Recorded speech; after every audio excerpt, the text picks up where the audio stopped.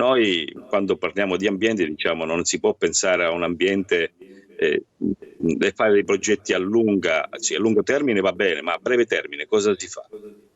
Cioè io non ho visto nessun tipo di diciamo di proposta interessante, salvo quella che viene da noi, da nostra Alleanza per Padova, e quelle delle centrali energetiche, no, che possono risolvere un problema dell'inquinamento dovuto all'anidride carbonica molto importante, che sono delle centrali energetiche che utilizzano il fotovoltaico nei quartieri, che si possono realizzare in poche settimane e quindi che potrebbero dare sia due importanti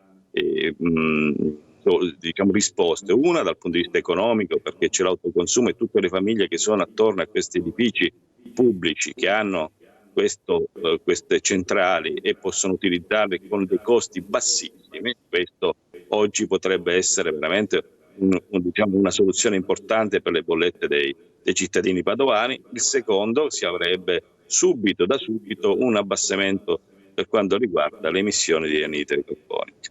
Quindi non è che ci vuole un po' di buona volontà, un buon amministratore deve essere anche avere dei progetti a breve termine, dire che nel 2030 Padova sarà una città più bella e ecologica del mondo, va bene, ma prima di tutto non si è fatto niente prima.